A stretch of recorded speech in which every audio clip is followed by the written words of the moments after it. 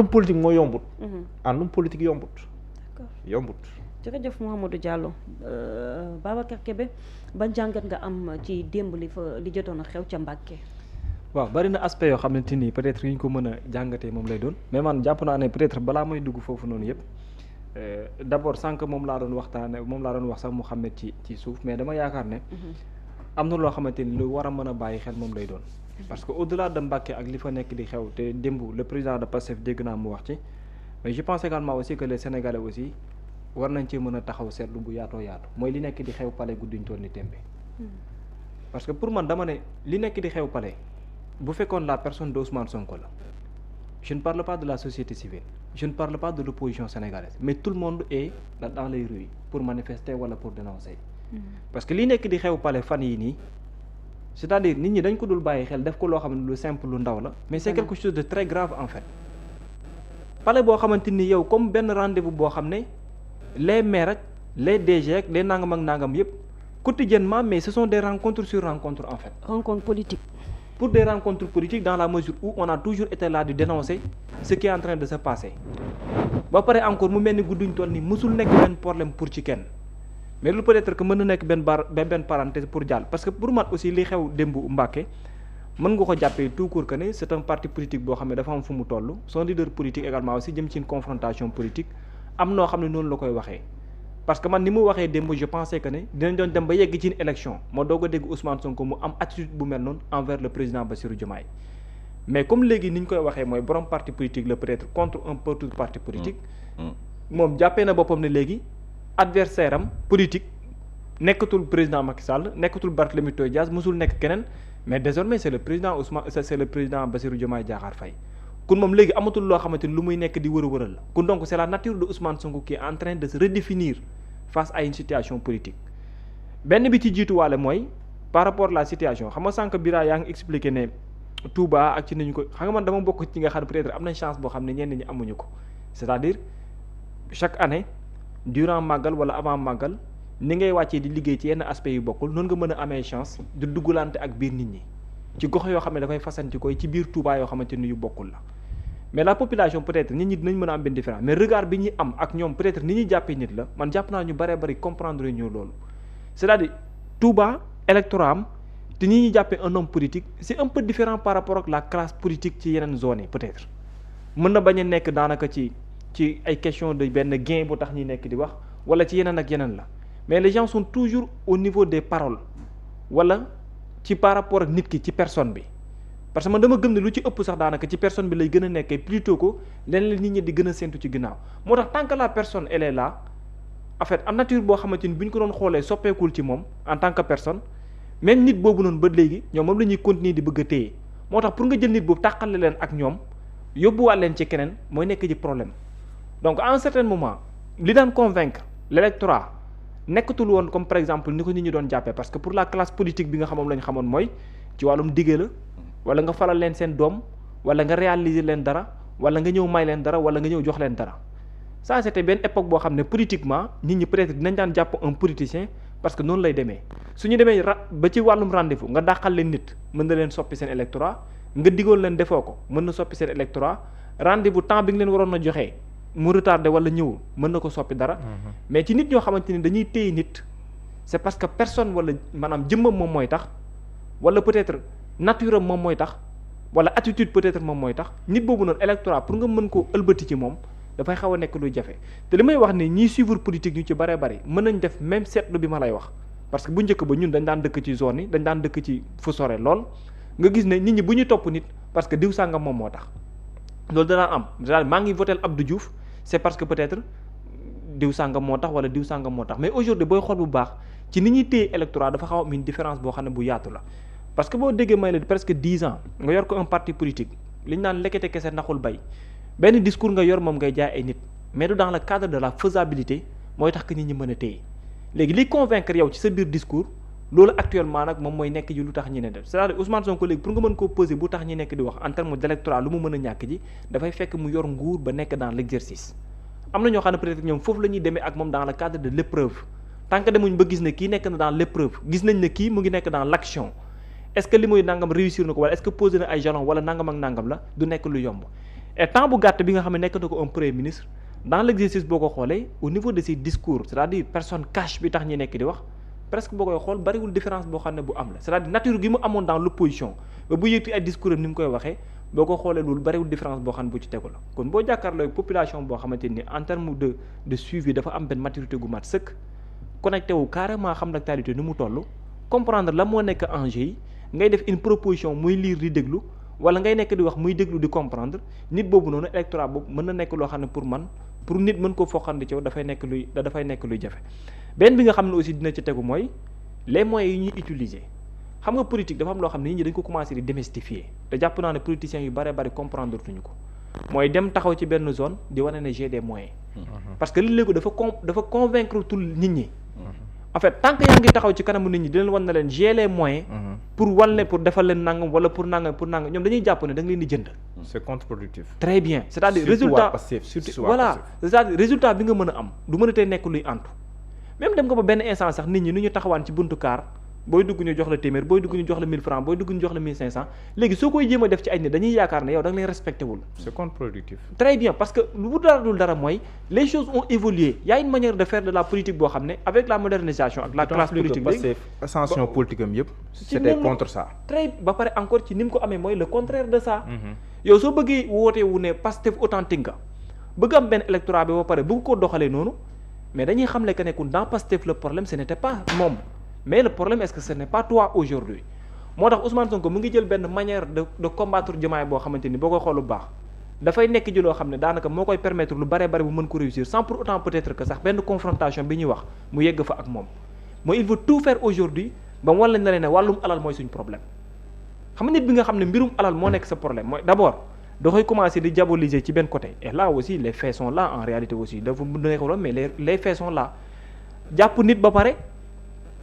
jékki-jékki amatul problème ak yoon yéen ñaar également aussi amatul leen problème ñeneen a ngi ànd guddeeg bëccëg nekkatul un problème beneen bi ci tegaat aussi mooy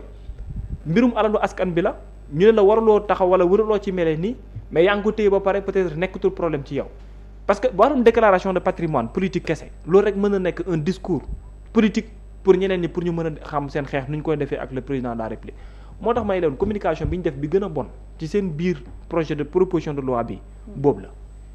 parce que boo demee ba jël proposition de loi ñu voté ko ba mu jeex tàkk nga jeexal ko assemblée nationale li ñu lay njëkk a wax lenn la mooy li mu dàqee Ousmane Sonko moom la yóbbuwaat comme recours au niveau du conseil constitutionnel te débat maanaam opinion boobu noonu perception boobu ñu nekk di am mooy wàllum déclaration de patrimoine xam nga déclaration de patrimoine ak wàllum caisse noire mooy coow li yëpp daanaka fu mu toll nii. xam nga fonds politique yooyu Babacar ñu bëri dañ ciy juum c'est pas parce que Sonko dafa wax ni Diomaye fonds dafa tudd fonds politique yi que Sonko tamit dafa war a leeral ay fonds politique am. Il s'agit pas de ça. Il s'agit de dire que fonds politique lu jaadu la Pastef musu koo xeex dafa jaadu. mais nañ ko waaye dañ ko war a encadrer maanaam dañ ko war a saytu. daneen ki la naan nag sa gafaka dama koy saytu du moom mooy ñëw di ko saytu dañuy teg loi buy may les corps de contrôle ñuy saytu li nga yor bu ko ku la mën a contrôler. encadrer ko di wax ni dañ la war a contrôler nga yor 8 milliards et quelques. kon moom 1 milliard am xam nga kon taxatul ñu wax. waay 1 milliard yi kon dañ koy saytu duñ ko saytu loolu féete na boor. parce que dafa bëgg ñuy saytu fonds politique. ku bëgg ñu saytu fonds politique kon bañoo yow li nga yor ci benn 1 milliard 700. ñu saytu ko. mais bu ñu naan fonds politique dafay wax fonds politique président alors que moom am na fonds politique neewuñu dañuy supprimer fonds politique dañ ni fonds politique les corps de contrôle war nañ ci am accès pour xool est-ce que li ko tax a jóg fa nga koy jëmale ou pas. c'est ça la réalité mais fi ñuy waxee mooy que ne communiqué wu ci woon. nu mu si communiqué le moo baaxul. maanaam dafa waroon a wax Sénégalais dès le début que ne moom am naa ko mais mu ne ku waxati am naa nangam boobu da nga dem la yow. waxoon nu nangam am naa ko moo gënoon yomb loolu. chiffre bi la doon la doon joué. man la ma doon mooy chiffre yi. voilà parce que dañ am ñu doon génn naan premier ministre am na fonds politique 8 milliards. waaw am nañu ne 9 mu ne génn ni am na dinañ ko lay ak yoon ba nga ko waxee kenn génnul wax alors que ñi doon wax bu doon am nañ lu leen leer. xam nga wax tamit yomb na jamono ji mu ne woon man am naa fonds politique. xam nga communication politique. tamit dafa am tempo. loolu c'est vrai. waxul ni aw ma fonds politique waxul loolu moom. waxul aw ma fonds politique. moo tax man la communication ci pour un acteur politique. mais le mieux c'était de dire j'en ai. non le mieux c'était de dire que j'en ai. pourtant jour bi mu waxee kan moo ko waxoon ne jour boobu doo fanaan primature kan moo ko waxoon président Diomaye Faye li nga wax dina tax ñu dàq la pourtant ci jour boobu lañ ko dàq. oui effectivement. mais c'est ça le problème. wala moom mooy signé décret bi koy dàq kon. yow yaa ngi wax mais est-ce que leer na ni tey di nga fanaan ci poste primature bi leeru la mais jour ba nga ko waxee en tout cas jour boobu lañ la dàq. effectivement. et c'est la première fois dans l'histoire politique du Sénégal un acteur politique de surcroît un premier ministre taxaw naan am naa fonds politique au moins kenn musu ko dégg Sénégal kenn musu koo dégg ci réewum Sénégal kenn musul dégg un premier ministre am sañ-sañu taxaw di wax ci fonds politique u président de la République waroon na ko wax lundi ou mardi ou janvier ou mars en tout cas c'est la première fois que nit jóg ni am naa fonds politique te mu ngi toll ci temps te ba ma koy dépenser chaque fois li may wax ki ko yor mooy bul joxe mukk xaalis ku am soxla na nga dem saafara soxla bi indi facture yi n'est-ce pas donc Babacar. waaw yaa ngi woon ci fonds politique ak déclaration de patrimoine. ak déclaration de patrimoine parce que pour man loolu aujourd'hui mooy nekk ji arme politique bi nga xam ne peut-être Pastef et son leader politique moom lay utiliser aujourd'hui pour faire face au président de la République li tax ma lay wax loolu mooy que bi ñu defee initiative bi déjà rek l'erreur de la communication bi nga xamante ni erreur communication bi am mooy nañu ko jëlee sànjaafu ko ak na nga xam ne logique bi ñu ci doon doxee la parce que tey tamit mënuloo bëgg dara démb ba pare tey est-ce que li nga mel ni koo xamante ni da nga koy bañ te la coalition Diomaye booy xool baax seen erreur bi gën a mag daanaka ci seen communication ñoom loolu la ñuy jéem a téye parfois di ko def peut-être comme arme boo xam ne nii te alors que communication boobu mënuloo fa nekk loo xamante ni lu am ndam moom lay doon alors mais boo dégloo démb ci biir discours am lu gën a mag te man li ma ci gën a téye te nit ñi war ko mën comprendre lu ci gën a am solo pour man mooy c'est par rapport au gouvernement xam nga Ousmane Sonko il a plusieurs fois théorisé ba ñu baree bari ne Ousmane Sonko désormais en terme de guerre ak yooyu noonu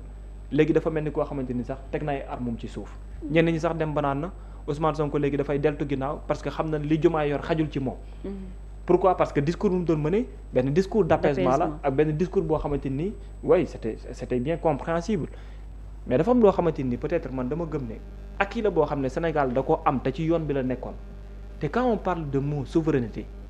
à un certain moment il va falloir que ñu am benn xeex bu métti métti boo xamante ni booy def la gis nga ces termes de renégociation là dont on parle aujourd'hui man nekkuma ci biir nguur mais même ñi ci nekk boo leen doon laaj ça nous a coûté cher ba jusque là très cher même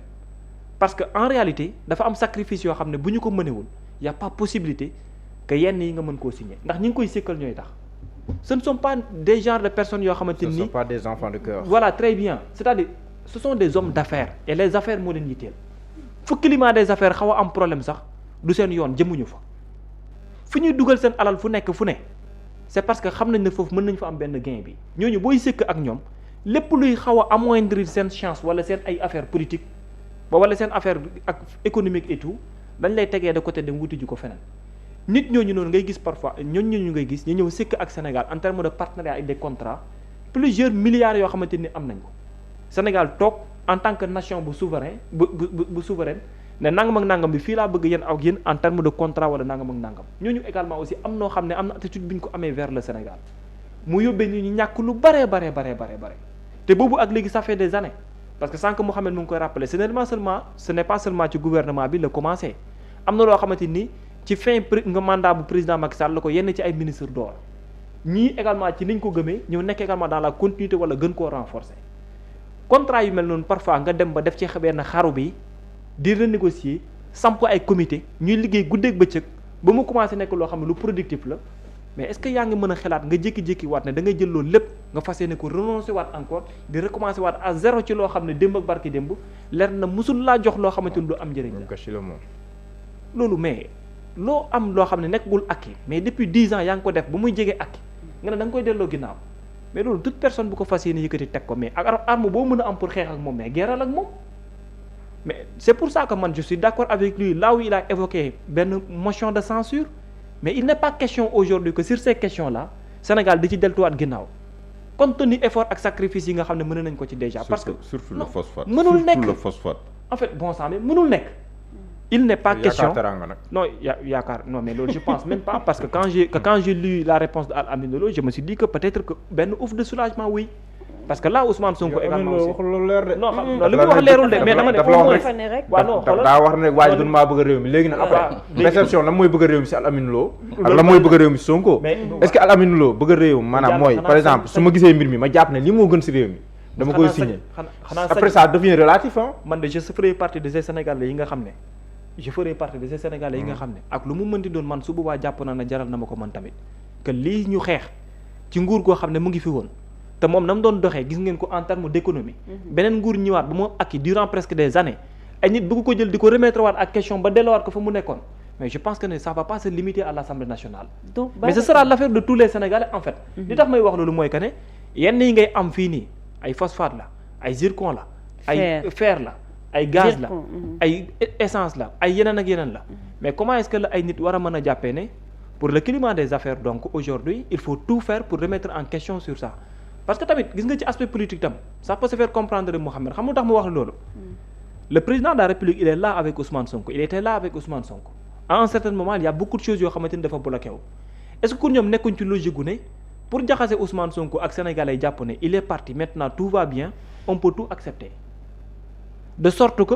les financements les contrats les nangam ak nangam ak nangam tout va revenir aux yeux des Sénégalais qu'est-ce qu'ils vont se dire maintenant dans le pays tout va bien donc le problème ce n'est personne d'autre que Ousmane Sonko donc ki nekk un premier ministre ngeen jox ko donc ki nekk premier ministre ngeen jox ko lépp bloqué wu mu jógee ci boobu premier ministre lépp di dox bu ngeen ko joxee mu nekk président de la République fan ngeen jëm loolu njuumte la parce que tout dem ba Sénégalais yi ñëpp ni tout va bien xam nga loolu mais commencé nañ lever yenn yi sax mais sur le BTP boo déggee ma lay wax loolu am nañ mesure commencé lever non soo déggee ma lay wax loolu mooy que ni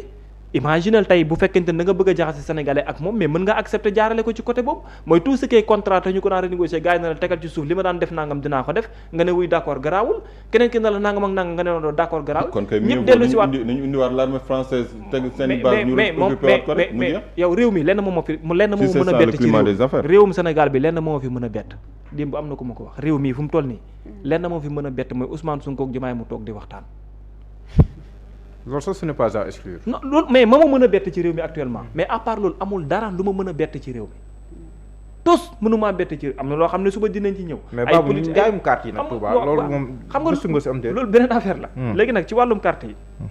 xam nga man démb am na kenn ku ma révélé ne ma lu mu gàtt gàtt saa bi ñu toll nii ñoo defagul bilan mais gars yi jege nañ minimum 300 ba 400 000. loolu am na ñu ma ko révélé. mais Touba ni ñu jëlee njaayum carte mi moo différent ak yeneen yi loolu moo tax soo moytuwulee ñu rey waa Ndakaaru xam nga lan moo tax non xam nga lan moo tax seen contexte bi moo joué ci seen faveur. contexte bi Touba moo joué ci waa Touba pour njaayum carte mi xam nga lu tax mu wax loolu président Bassirou Diomaye Diakhar Faye moment bi mu nekk di opérer à Touba sutura ba moo mujj wàññeeku maanaam wuññeeku bi sutura bi wuññeekoo ci la gaañ profiter également aussi def ko rendez-vous politique. rendez-vous parce que il y a quelques semaines bari na de il y a de cela quelques semaines boobu ba léegi wala quelques mois même je peux dire gars yaa ngi opérer biir Touba bien sûr depuis des semaines ñu ngi biir Touba di opérer te ñoom également aussi ñu fa nekk comme ay politique dañ ko yëg moment bi ñu ko yëg ñoom également aussi ci lañ profiter ci njaayum carte mi opérer benn 48 heures bu mel nii léegi ñi nga xam ne ni dañ fa dëkk ci biir population bi qu'est-ce qu'ils vont se dire carrément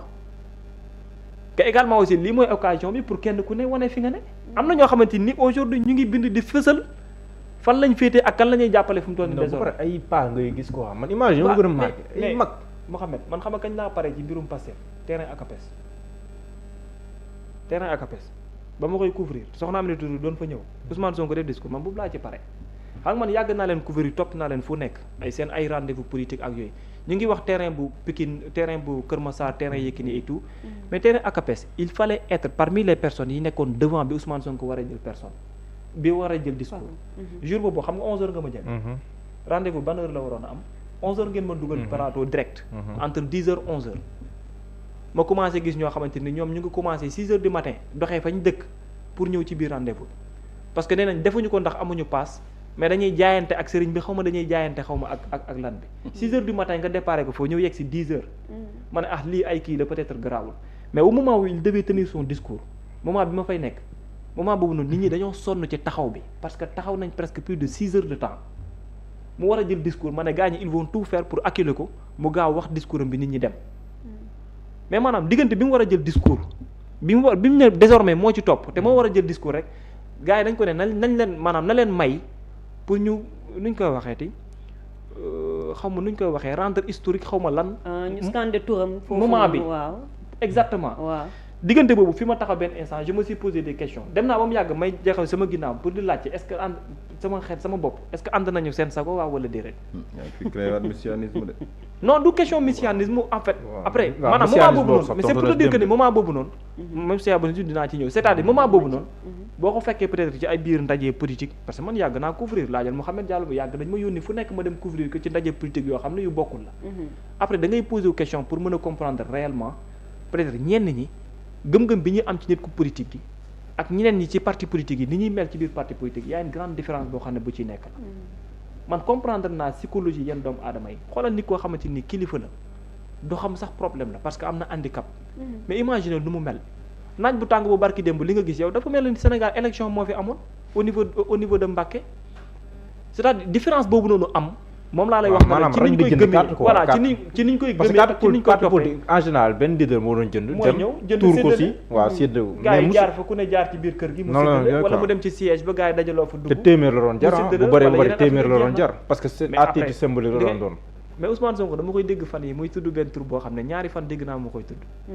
te amaana peut-être ñu bare bare ci Pastef xamuñu ko mais man je le connais très bien docteur Fall Mbaye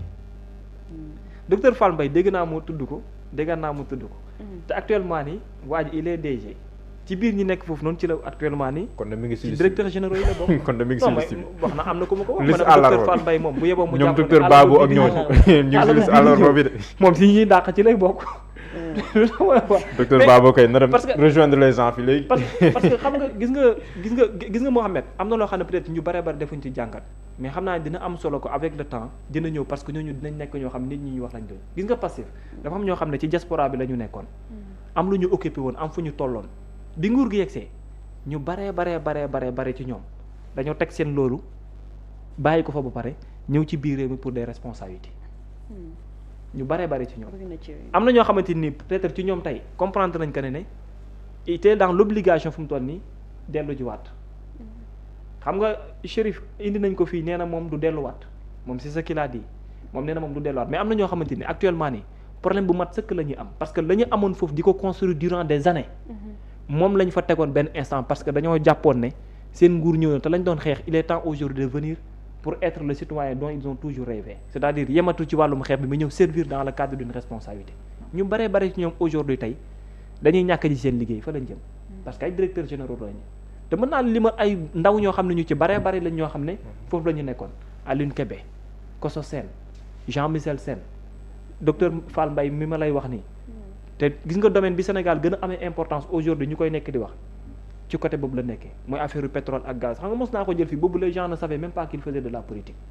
man c'est après qu'il m'a dit que je fais de la politique en même temps parce que Pastef laa bokk te waxul ci messianisme léegi nag ci beneen messianisme bi xam nga messianisme bi nee naa la man amoo benn problème ak nit boo xam ne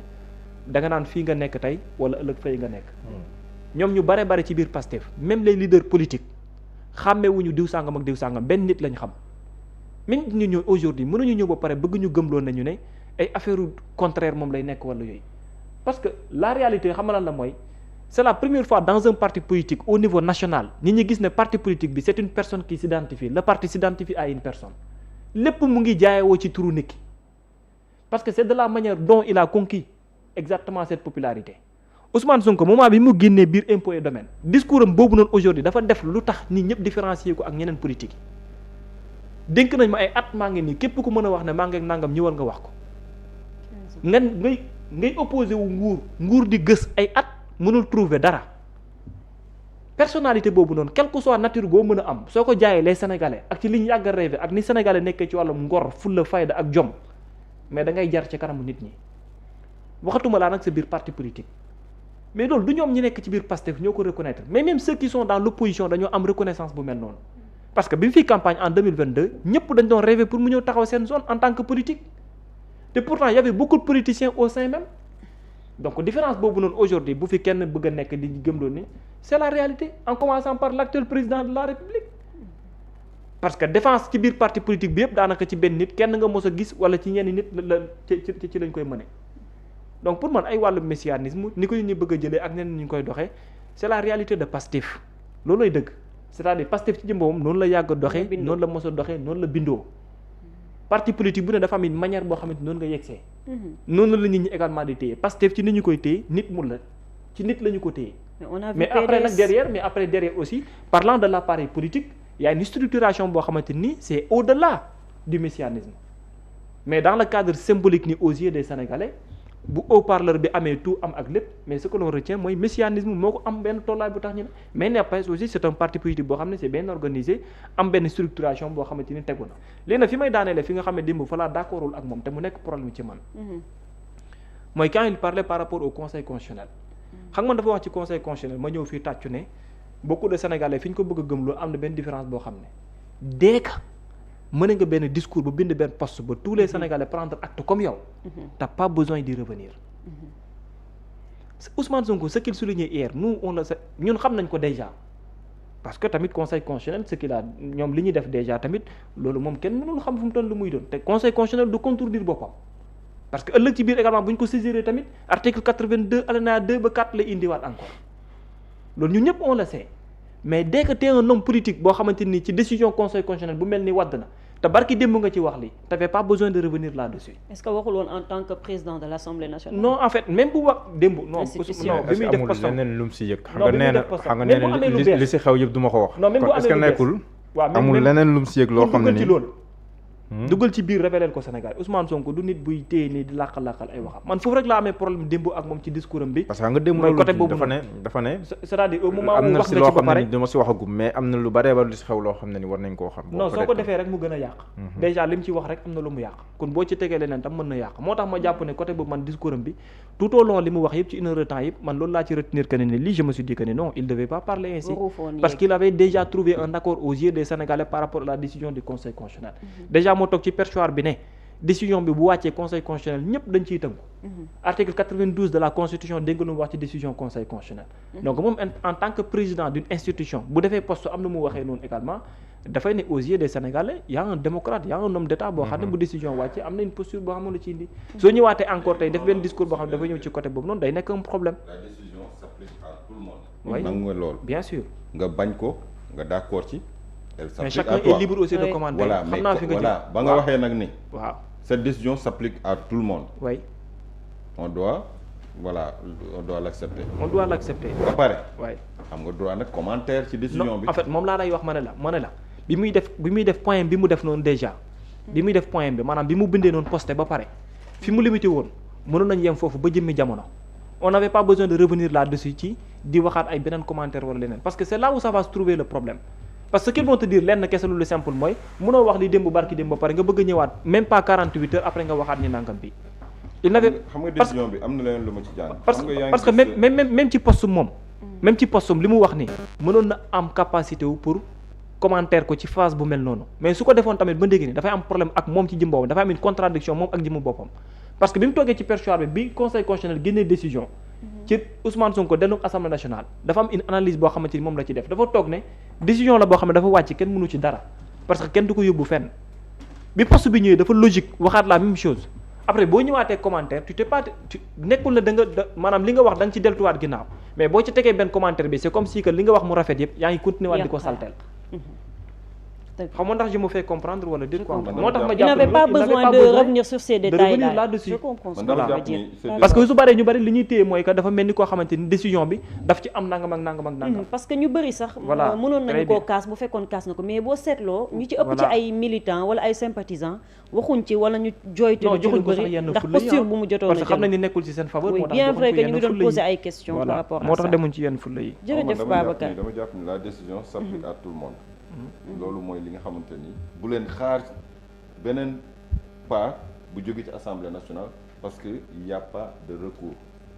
décision bi amul beneen pas boo xam ne nañ ko yëkkati teg ko pour contrer ko elle s'applique à tout le monde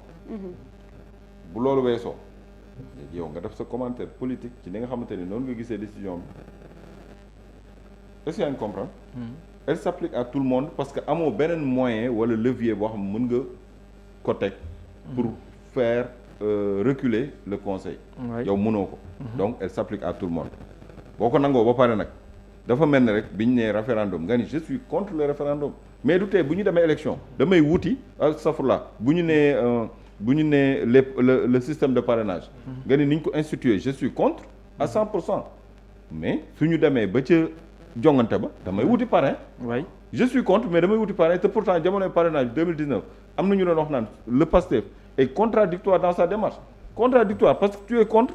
da ngay dem banque say yoxo toog ni élection yi du ma ci bokk est-ce que loolu mooy philosophie léegi nag conseil constitutionnel sa décision il y a pas possibilité de recours elle s'applique à tout le monde ok mais du tee en tant que acteur politique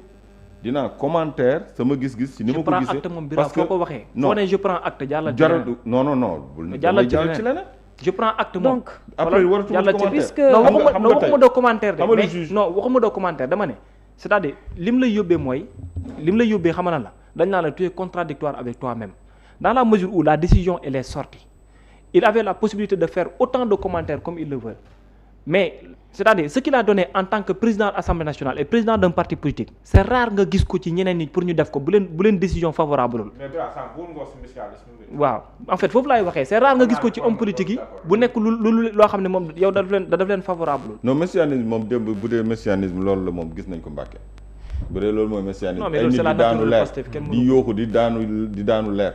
wala di daanu yësi xaw ma nan lañ ko mën a tuddee démb gis nga ko Mbàkke oui mais j'ai vu une vidéo avec une dame boo xam ne j'étais très surpris xam nga bu dee loolu di même Italie sax Italie bi demoon Italie am na benn femme bu doon tombé en transe bu dee loolu mooy loolu dafa wax ba mu yàgg en Italie en Italie ñu jox ay mouchoir ak ay ndox après xam nga décision conseil constitutionnel dafa am benn aspect boo xamante ni peut-être daf ci ñëw mooy ñi signé y a combien de juges six ñoo signé 7 ñoo signé je pense 6 ñoo signé Babacar kenn ki ba léegi 6 ñoo signé te pourtant Cheikh Ndiaye waaw 6 non dama pourtant le juge Ndiaye ki ñu waxoon ne mook Sonko dañoo gisante pourtant signé na waaye imagine kon possibilité bu doon décision bi dafa défavorable au président actuel kon le fugitif il va remettre sur la table le fait que Sonko ak waa ji gisante nañu à Ngapparu xaw ma à Toubab Diala xaw ma fan sur la petite côte moom mooy génne xam nga INEPS yooyu moom mooy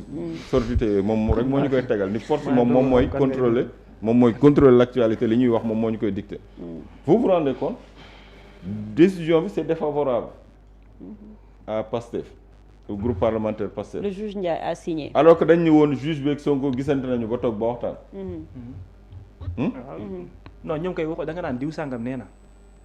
jërëjëf ñu dem ci ñaareelu poñ bi temps baak ñuy xoj muy rendez-vous